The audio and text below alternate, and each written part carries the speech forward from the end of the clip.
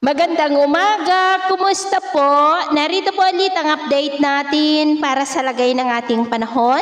Ngayong umaga po ng May 10, 2025. Sa ngayon po ay nananatili na walang anumang banta ng sama ng panahon na ating binabantayan sa loob at labas ng ating area of responsibility. Easterlies pa rin o yung mainit na hangin na mula sa Pacific Ocean ang nakakaapekto po ngayon dito sa ating bansa. Yan po ang dahilan ng pagkakabuo ng mga localized thunderstorm na siyang nagdudulot ng mga isolated rains na may mga pagkulog at pagkidlat, lalo na po yan sa dakong hapon at gabi.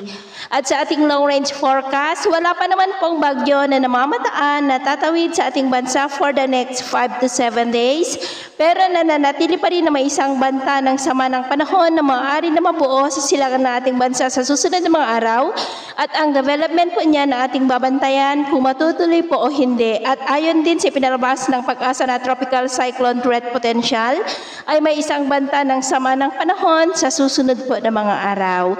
At sa lagay ng ating panahon, ngayong madaling araw ay maayos ang panahon sa malaking bahagi ng ating bansa, pero may tsansa pa rin ng mga isolated rains sa ilang bahagi ng Infanta, Polillo Island, ilang bahagi ng Bohol, Iloilo, Estancia, Toledo at Zamboanga del Sur. At mamaya po ay sisikat ang araw sa malaking bahagi ng ating bansa, mainit at malinsangan muli ang panahon, pero may tsansa pa rin ng cloudy skies with isolated rains sa ilang bahagi ng Infanta, Polillo Island, Catanduanes, Eastern Samar Seaboard at maging po sa mga coastal areas ng Ilocos Norte.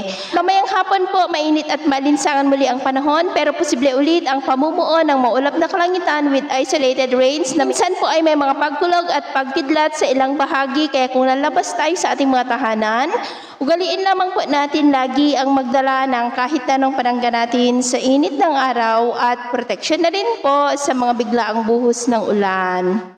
At sa atin naman pong mga baybayin, wala naman po tayong nakataas na namang gale warning signals, pero iba yung pag-ingat lamang po kung papalaot tayo para po mas makaiwas sa mga sakunang pangkaragatan.